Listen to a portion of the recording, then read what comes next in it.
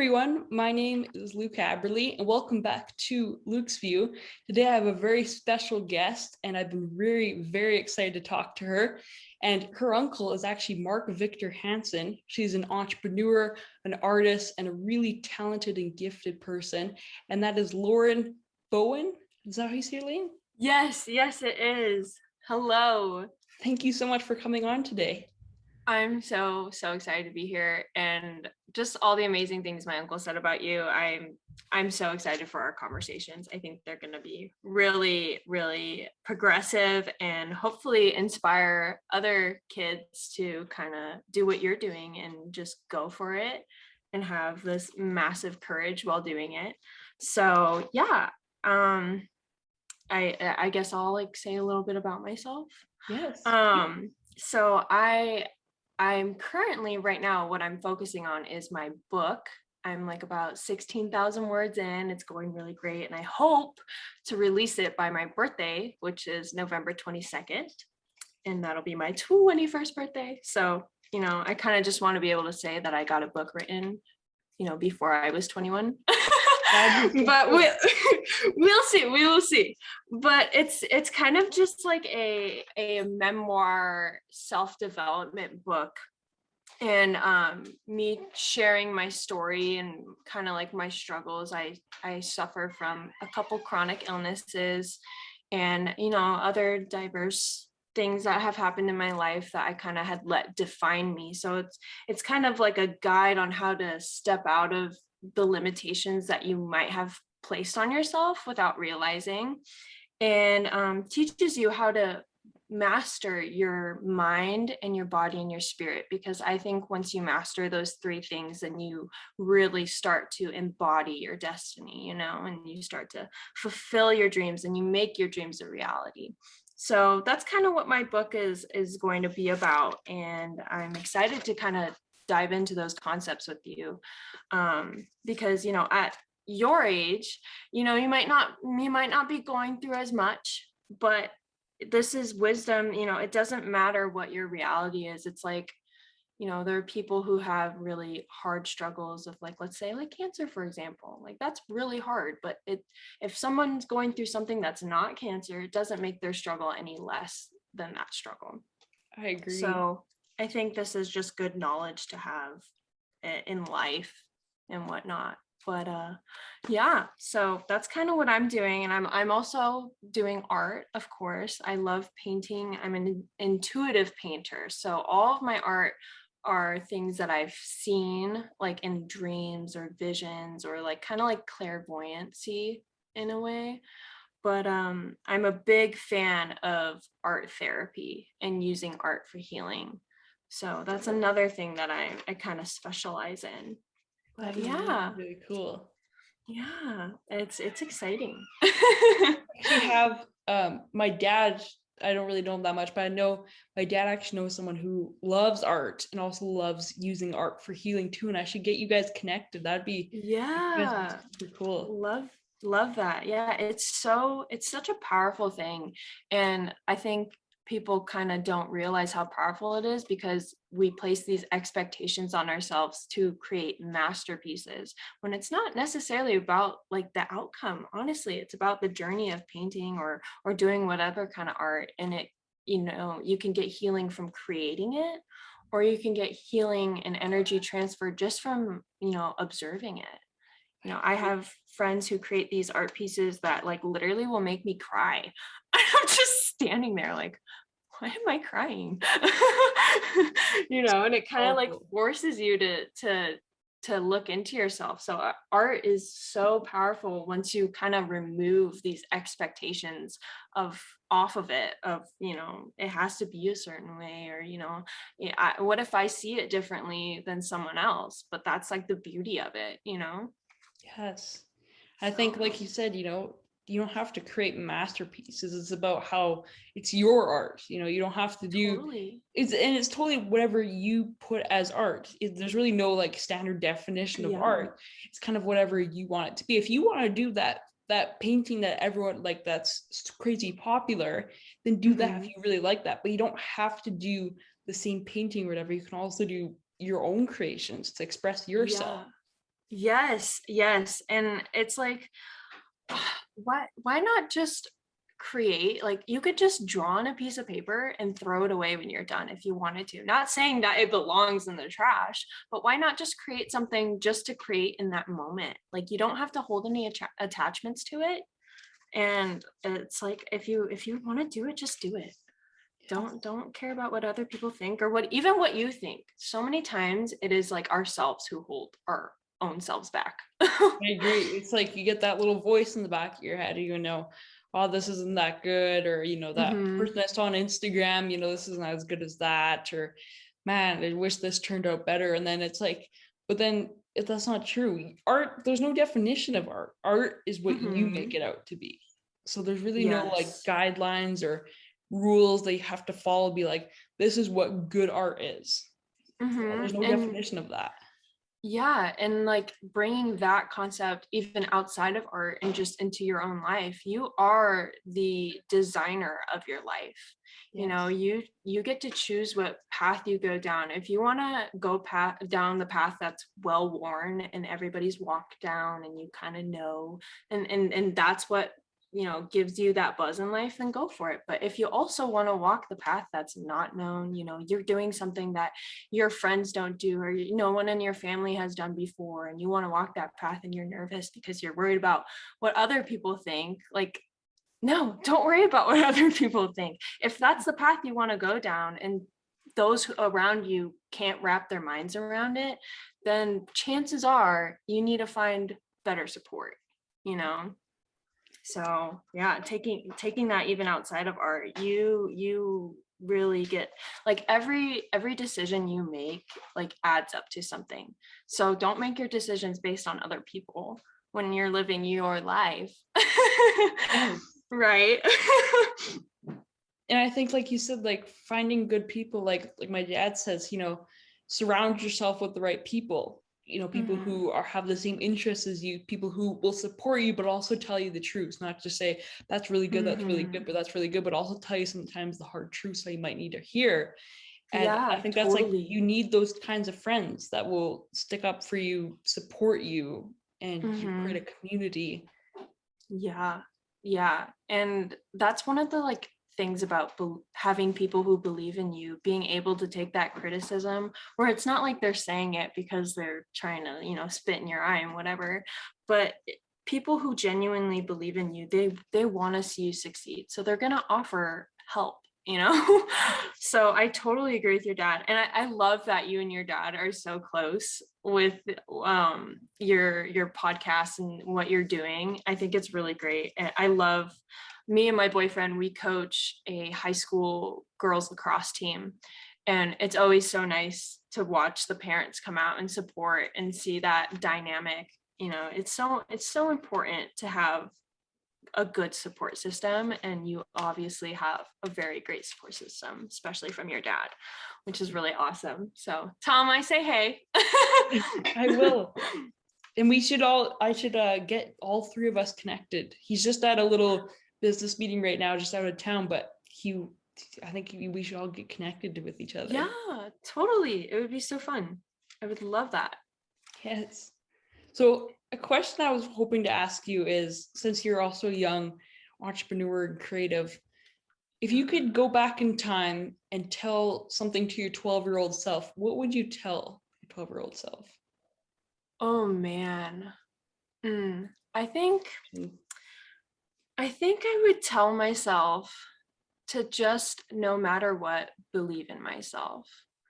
Because one thing I've learned from coming into adulthood, I'm only 20, so this is just what I've experienced. Just that transition is hard, and I really I have had a hard time believing in myself, and not believing myself, like not realizing that I didn't believe in myself. So like I always say that there is process and then there's belief when changing your life. So if you want to go and follow your dreams, you have to believe, and you have to follow the process. So you'll hear about people who start with the process. They start working out every day, they're seeing the results, and then the results show them that, hey, like, oh, I can do this. Now, I was that person who did that, except my flaw was that I didn't believe in myself. So no matter how much I was working out every day or, eating healthier, I didn't believe I was that healthy, normal person, mostly because of my illnesses and the things that I've been through. So the process never really held through. It's like, if you're doing it but you don't truly believe in yourself, then you will lose that momentum and you lose that ability to kind of like commit to your goals. So I think I would tell my younger self to just believe in myself and grow confidence in myself, because instead of having, years of confidence from my childhood, I now just am building that confidence. So I would definitely tell my younger self to not be so hard on herself and just believe in herself and just give myself unconditional love. That is something I would tell my younger self. That So is, believe in yourself. yes, that is super powerful. Thank you. Thank you. Thank you Yeah, for it's sharing that. of course, of course. And you know, you can visualize the person that you want to be. Like, picture yourself in 5 years. Are you a famous YouTuber or whatever? You already are that famous YouTuber. Yes. You just need to go through the process now. So I hear a lot of things about, trust the process and go through with it, but they leave out the big portion of you need to believe in yourself. Like, you are that person already. So that is, I think, one of the keys to success. I agree. That is, I really, that is like really powerful because, we can always like grow up to be that, big YouTuber, like you said, or whatever. But, you Yeah. have to already, if you want that, live like being that big YouTuber, have those Mhm. feelings, feel what it would be like, do the things that what you would like to do if you were a big YouTuber. You don't have to wait Yeah, to be that big exactly. YouTuber or whatever you want to be. You can just try to feel that and do it now. Yes, yes, it's all about feeling the energies of your future. And that's another thing I write about in my book, is using kind of like visualization and meditation to be able to see your dreams. Okay, I'm doing this, and this is the house I live in, this is the car I drive. But how do you feel when you're in that scenario? Like, how do you feel while you're working? How do you feel while you're driving that car? And then kind of dimming the lights on the view of all the nice things, and only taking the feelings out of it and bringing those feelings into the reality. So, I'm already feeling the energy of me living in the house that I already designed with my kids, and I'm making celery juice in the morning or some whatever, even though I don't physically have that yet, I already feel it.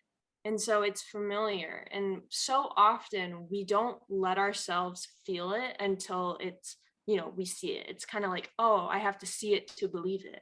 No, you have to believe it to see it, or else you're not going to be on the right track. And if you really So, want something, if there's a goal or something, even like possessions, before you get it, if you really want it, you have to like visualize it, like you say. Like if you're in totally. that cool car, like if you convertible or whatever, feel the wind in your hair, feel the steering wheel Hmm. on your hands. If you have that nice Yes, house with your kids or whatever, like feel what that moment is about waking up, yeah, making that smoothie, like whatever that totally. is, you have to And you know visualize. what? That and being able to imagine all of that, I kid you not, Luke, when as you grow older, it gets harder and harder to do those things. And also society kind of pushes you away from that.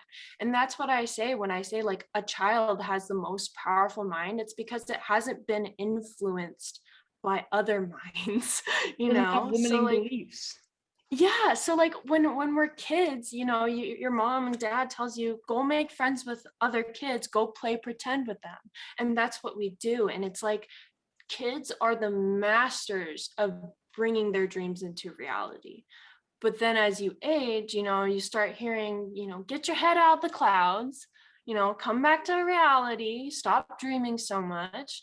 And it's to the point where it's like, that muscle memory of just knowing how to exercise our creativity gets lost and gets muddled somewhere along the way.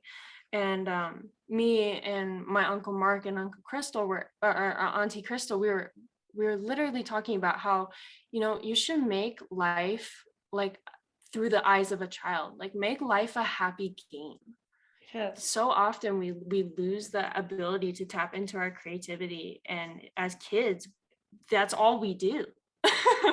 Yeah. So I am all about our youth rising up and just doing what they want to do without judgment. And yeah, I think you are really doing that amazing job of doing it. I love watching your YouTube videos. Genuinely, they're so entertaining, and you edit them very well. You need to teach me some editing skills. My editing skills are not I will. not it right now. And I agree with, thank you so much. But like, like you wait as you're growing up, you like those people, like you're an adult and you say, well, my parents or that one friend said, get your head out of the clouds. You can't do that. And then you're like, so now I know those limiting beliefs and I just can't stop them. Well, once you can stop them, then you don't pass them on to your kids. And then all of a sudden that stops, and this limiting belief starts to fully fade away. It's like kind of like when you have a tap of water. Once you open up the tap water, all the water falls out, right? It just keeps coming and coming. But once you turn the tap off, all the water goes away, and then there's no water left. And so once you do that, you can really make a big change if it starts with you. Totally. And, I'm a big fan of the idea of like improve your self-esteem and it will improve the lives of others. Yes. So like, for example, I started getting mental health help because in the last year I had to like totally self-destruct in order to rebuild. And that's what I've been doing in the last year. And me getting mental health help made my mom get mental health help, which then made my dad get it. And it's just like, if you have the courage to help yourself, the people around you who love you and believe in you, thus start believing in themselves because they watched you do it. So yeah, it really does start with you. And it's like, it's not being selfish to take care of yourself. It's not being selfish to follow your dreams. In a way, you're almost being selfless by doing these things. And when your heart is in the right place and it's full of love and you're doing everything out of love, there's nothing bad that comes out of it. So I totally agree that it starts with you. That is very, very powerful. Another question I have for you is, what would you say is your biggest investment? Oh, my biggest investment currently, I'd say, is myself, with the time that I put in, learning how to become in touch with my body again. With a lot of the illnesses I've had, they kind of alienate me. So I have endometriosis, hemiplegic migraines, and something called POTS, postural orthostatic tachycardia syndrome, which is just pretty much the malfunctioning of everything your body does naturally for you.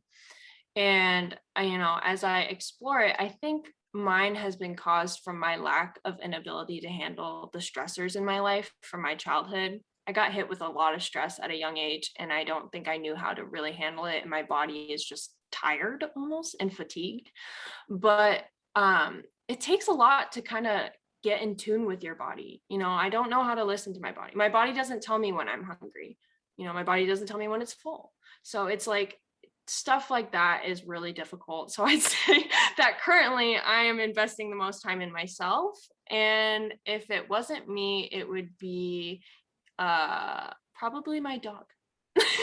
Financially, it's my dog.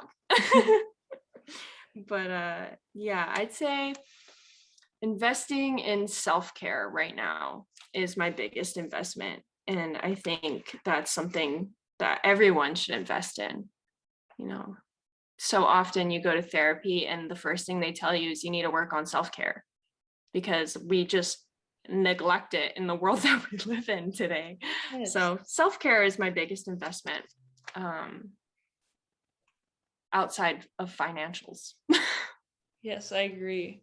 And I think, like, like you said, we're so focused on, doing things, like sometimes, as we're in our businesses or whatever, like as much as we love it, sometimes we get so caught up in, we have to get this done, have to get this done, Mm-hmm. just working all day for 7 days a week, and we just keep doing that, and then we don't actually work on our self-care, and then we slowly start to burn out and it just goes away. Totally. And so I think, Totally. I work quite a bit. I work almost every day for like 5 days a week Mm-hmm. in this office right here.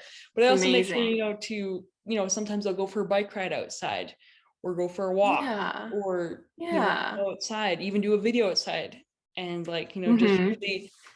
just really do that. And that can really help you just like distract yourself from everything. And Totally. if you focus on yourself, then everything's gonna be way better. Mm-hmm. And I'm big on like mindfulness. I'm the same way where I will just like get in the zone with writing and I'll be like 1,000 words in, like my eyes are just like dry as heck from staring at my laptop for so long. And I'm like, oh my gosh, like I need to stop or else I'm gonna like not write for like a month. Yeah, because And like we push yeah, ourselves to the maximum. We're like, no, we have to get this work in, like you're saying, work like totally. 1,000 words. No, I gotta keep going. I want to get this book done. I want to get this book done. I'm gonna do like 1,000 words a day of my book or whatever. And that's a lot. And then you keep going and going and going and going. You're like, man. And then all of a sudden you're like, okay, I did 2,000 words that day. And then you're like, then the next day you're like, well, I already did 2,000 yesterday, so I don't have to do today, which is nice. And then you're like, the next day, Yeah. you're like, well, I mean, a little day couldn't hurt to take off. I mean, because then Yeah. your brain looks at that and you're like, that was really hard and stressful. I don't want to do Yeah. that again. I don't want to do it. That I hated Totally. that. Please don't make me do that Totally. again. I want to do something else. So then your brain keeps coming up with excuses. Oh, I mean, a little day can't hurt. You have to make sure you have a break. We already Yeah. did that many words that day, which could make up for this day, and then just keep going on and on until you're like, I haven't written my book for a week. Yeah, exactly. And I And agree. Sometimes you do have to take a break. You do have to maybe take a mhm. day off so you're really Oh in there. yeah. Oh But yeah. also making sure you don't overwork yourself. Like, Mm-hmm. make sure you're And staying in the flow and not just work, work, work. exactly. And I really like this kind of way of reaching goals. I of course I have the goal set kind of for myself of getting my book out by my birthday. It's almost just kind of like a ha ha ha for me. Like I just want to do it so I could say that I did it at that point in time. But my real goal is I'm becoming an author.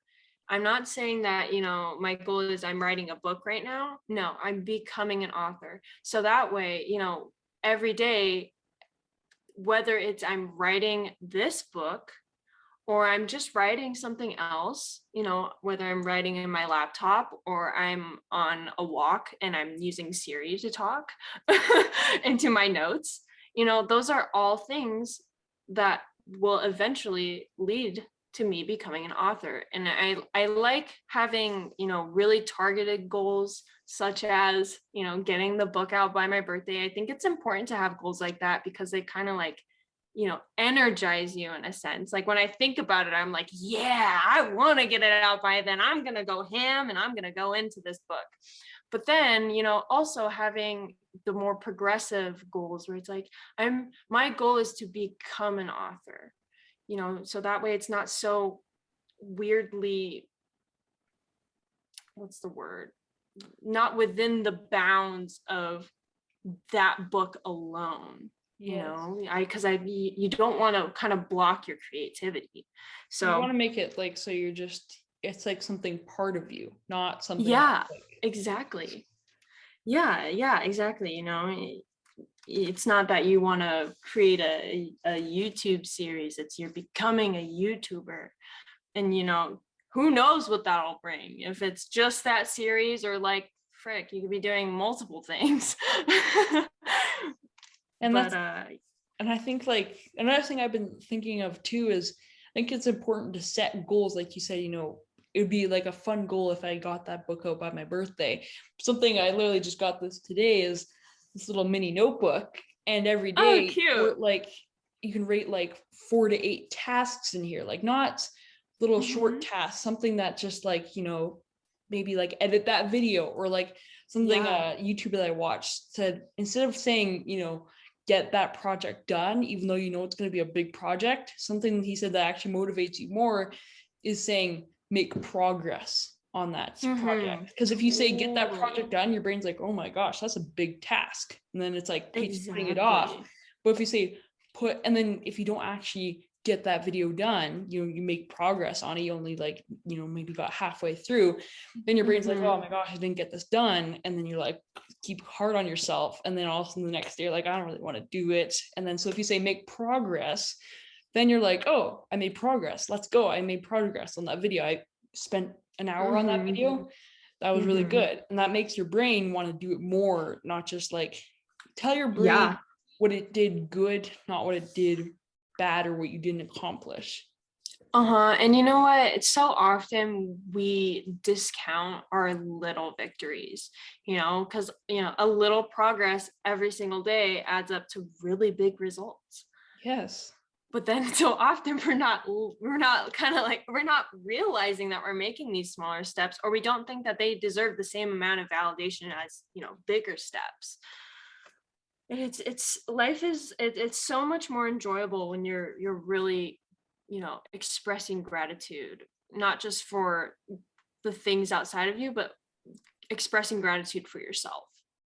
Small victories, small progress, or big challenges, but taking a pathway that's less aggressive and solving them. Sometimes that is a way of self-care, of not going so aggressively hard into this problem, and instead going a more gentle route that's, easier for you in the moment, and then build your way up. But yeah, it's important that we don't, or we pick and choose what we put our energy into and what we choose to define us. I can't remember where this quote is from, but it was saying how, we live within this padded cell of our own words and definitions. So, to some other person, their definition of good can be different than mine. I struggle with perfectionism really bad.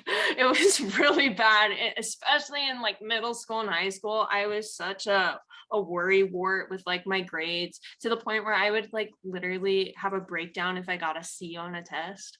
Stuff like that, where it's like, someone next to me would have saw that C and was like, wow, you got a C, good job.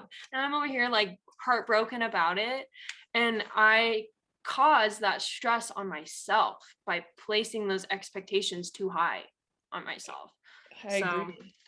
I think it's really important that we talk to ourselves with, kind, gentle words, and not placing such harsh expectations and standards on ourselves, because that doesn't promote success. It really doesn't.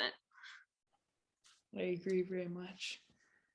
That's super powerful. And I like we've talked about, like stop being so hard on yourself, because I've been learning, researching about like the brain or whatever, but the brain always wants to take the easiest path.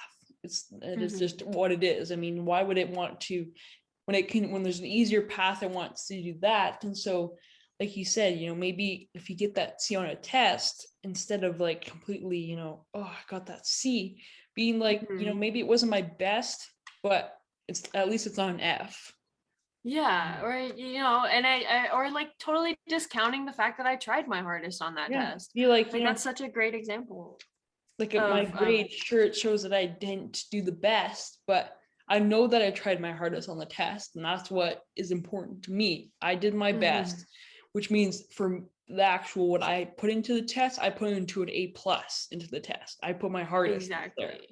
Exactly. And I'm a big advocate of the idea that your past, or like your past or the experiences that you've gone through. Maybe you have, like me, you have some chronic illnesses. All those things, they don't define you unless you let them. Yes. So like instead of letting that sea define me in that moment, I should have just been like, you know what? I tried my best. That means I need to go back and study this chapter harder. I need to, there's something I'm not understanding, I'm not grasping, and I'm going to go and find it.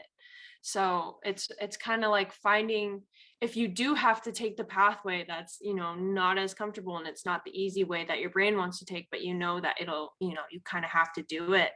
It's so important to try to find your comfort in the discomfort. So like whenever I feel uncomfortable with something, that I'm stepping outside of my comfort zone in, instead of letting that discomfort overwhelm me and, kick up my anxiety, and I'm like, I can't do it. Instead of letting it do that, I take a step back and I'm like, I'm uncomfortable right now because I'm doing something I've never done before. And that's so exciting. I'm excited for me. I wouldn't be feeling this discomfort if I was staying inside my comfort zone, which is what I don't want to do in the end.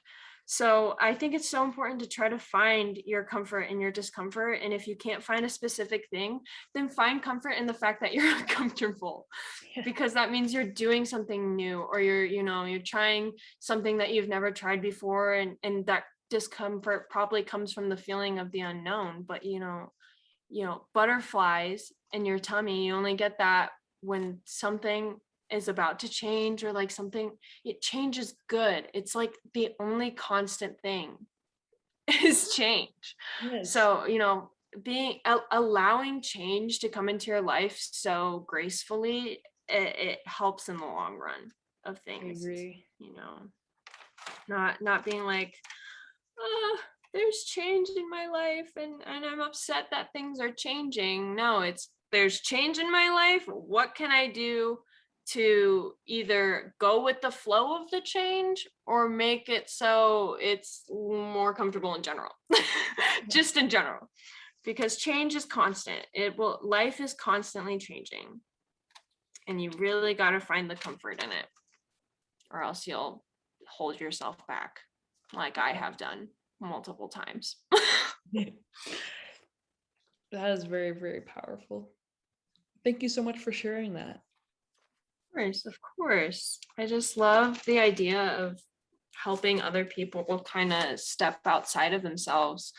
I remember I had been in a high school relationship, and after high school it got a little toxic, and then my circle became toxic, and I left that circle. I got out of that relationship. I left that friend group, got into a new relationship. I moved out of my parents' house, and I was like, my environment around me is so much better, and yet I'm having the worst depression I've ever had. And it's really because like I was holding myself back. Even though I removed the toxicity out of my environment, I let that environment define me so badly that I turned into that. I accepted that toxicity into myself to the point where it's like even though I removed myself from it, I couldn't remove it from my inside being, like within my soul, within my heart, and the way that I processed things in life. So if I can help someone else who's going through that, who maybe lacks that confidence in themselves, doesn't believe in themselves, and doesn't know where to start, if I can help them just say, start. It doesn't matter where you start, as long as you're starting, Yes. So I love the idea of helping other people kind of reach their ideal selves and realize that they are the person that they've always wanted to be. You just have to believe it and then go through the process of it. So that's so powerful. And like my dad says sometimes, he said, sometimes, you might have known that friend since you were 4 years old or whatever, and now you're 20 and, you've known them forever, but they're starting to become toxic. After a while, you just have to start firing your friends. You have to start. That's what my dad says. Yeah. And I have my friends come up and they're like, oh, my childhood friend is we're struggling, and they just aren't the same. Things aren't the same. And I just grab them and I'm like, listen, some people in your life, like, you'll have relationships that you might feel like you knew them in a past life. Like, literally, you have the friendships that will always be with you no matter how close you are in the moment. I have girlfriends where I haven't talked to them in like years, and I could text them right now and be like, hey dude, how's it going? And it's like no time has passed. You have friends like that, or you have people who, they might be in your life just for a couple days, and then that's it. And I've learned to just not put any expectations on my friends, or how long they're going to stay, or how much attention they give me, or whatever, because it's not about me, it's about the friendship. So like, letting go of the friendships that now bring you down or hold you back, those are the ones you want to get rid of. But the ones where it's like, if you can promote each other to work on yourselves and like support each other from afar, those friendships you don't need a ditch. It's more like, if people believe in you and they genuinely love you, they'll always be there. You don't have to talk to them every single day. Like you said, But I think you have to create kind of like you can create like a little accountability group where friends you text every day, tell them what you're doing that day, tell them what's going on, someone that you can talk to every day. And that's what I hope to create friendships about. And I hope well, cool. you can text me every day what you're doing, and I'll support you totally. It's so important to, especially with the journey you're going on, to surround yourself with people who believe in you. And like, some of my friends that I've created through networking, it's more like a business move, but then a huge friendship blossoms from it. And whenever they succeed, I feel that little bit of success too, because it's like, when you surround yourself with people who are like you and who believe in you the way that you believe in yourself, even if they succeed, you get some of that success. And when you succeed, they get a little bit of that success. And it's just like, those kinds of friendships are so valuable in life, outside of jobs and whatever you're doing. But yeah, those friendships are so valuable when you just believe in each other and support one another and just like unconditionally love each other. Those are the best friendships to have. Yes. And I even I have a section in my book about, picking and choosing what you surround yourself in. Are you going to let your environment be really crappy and then thus, turn it inward on yourself? Or are you going to surround yourself with people of love and who have the same values as you? Those are the best friendships to have. I agree. Most meaningful. Yeah, you have to surround yourself with the right people who support you and all that, and not people who limit you and tell you what you can't do. Yeah, and I've experienced people who I share my dream with them, and they're like, okay, good luck. And it's those kind of people that you kind of take with a grain of salt, because maybe it's not necessarily that they don't believe I can do it, it's just that they can't believe it. They don't have the capabilities to exercise their imagination enough to see that dream. So never take like stuff like that personally. If you share your dream and it's something that you are so passionate about, and that person that you shared it to doesn't understand it, just brush it off. It's totally not worth letting it slow you down. I always say, don't lower your vibes for people who vibrate at a lower frequency than you. So I agree with that very much. And it's like, you have to, it's almost like if you have a speaker, almost if there's two different speakers and like the one's lower volume, don't lower your volume to be with them. I don't know if that makes sense. It does. And it's a book in the Tao where it's I think it's called The Peng Bird, and it's this fish that turns into a bird pretty much, I think. And it makes this huge journey and it just flies all the way to this one destination. And there's these little cicadas below that are like, gosh, he's flying for so long. It doesn't make any sense. Like, I do this and I'm good. I only have to travel from here to there and it's easy, blah, blah, blah. But the pangbird, he doesn't listen to the cicadas because he knows that his destination is so perfect for him. And he's so excited about it that he's not even listening to them because he's just enjoying the journey and knowing his destination. And that's kind of like what I aspire to live like, where it's like, I have these dreams of mine that I want to pull into my reality. So I keep them, that's my destination and I'm just enjoying the journey and I don't listen to people who don't believe in me. It's that simple. Just turn your hearing off. Just nope. and enjoy the journey. You kind of just tell them thanks for your opinion, but no, like, it's just, you don't have to even like, you can just be like, thanks for that or whatever, but don't listen to them. It's kind of just exactly. And like lots of people, they might have limiting beliefs because like they're like, man, I tried doing that and I failed.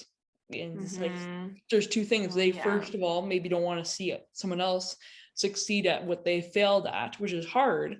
And number two, they also maybe just don't want you to fail and then also be hurt as well. There's two different ways you can look at that. Totally. Both of the ways, you don't have to listen to them because you don't know what's going to happen. You don't know the outcome. You can't, if in 5 years from now, if right now you start a YouTube channel, you don't know, or read a book, you don't know what it's going to be out like in 5 years. You can't tell. There's nothing you can do. The only thing the only thing that you can tell is in 5 years, and that's when if you start the YouTube channel or the book or the program or the course or mastermind or whatever it is. Exactly. And it's like, as I write this book, I think about, releasing it. I think about people buying it and actually like growing from it and it being useful and all those feelings, just picturing it and thinking about it and taking those feelings. I already start feeling them, because I'm sharing just a little part of it right now, and I'm hoping it's helping you and we can help others through it too. So it's like, feel the energies of your destination and enjoy the feelings of the journey. Yes. Writing the book, it's a grueling process.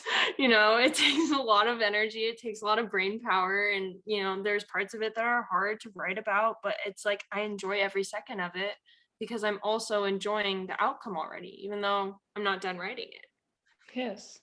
So it really, I preach feeling the energies of your future. Don't wait to start feeling them. Feel them now and thus manifest it into your reality. I agree. Well, thank you. Thank you so much for sharing that. Of course. And I just was going to say something and I forgot. So sorry. So just cut that out. Just cut that part out. I can't remember what I was going to say. It was about one of your gadgets that you tested, but I can't remember which one because I watched like all of them this morning. Thank you. Of course. But yeah. Is there anything else you'd like to share? I think I've kind of touched on all the concepts that I wanted to. Awesome. But yeah, just believe in yourself. Okay, whatever you would like. I think I got everything that I really wanted to talk about, like going over it. Yeah, I touched on everything. Well, thank you so much for coming on today, Lauren. It's been incredible. You've shared so much awesome and powerful knowledge with us today, and thank you. And we can't wait. I can't wait for your book to come out. I am going to binge read it right when it comes out. You're so sweet. Thank you so much for having me on this. This was an amazing experience, and I'm really, really happy to have you in my little my little networking contact book, Yes, you're so powerful. I just created one the other day and I might have to redo it, but I love having like that little book with like 10 people that you really know that like you can really count on and like go to every day to text to. And I can't wait to stay in touch. Yes, please stay in touch. I am like literally the friendliest person in the world. Like you don't ever feel like you're taking up my time. Thank you. But yeah, thank you so much for having me on here, and you're so inspiring, genuinely hearing my uncle talk about you, and I'm so excited to watch your journey unfold. It's already beautiful, so thank you so much. I feel honored to be here. I feel honored to be here. Thank you. Of course. Okay, bye everyone. Bye.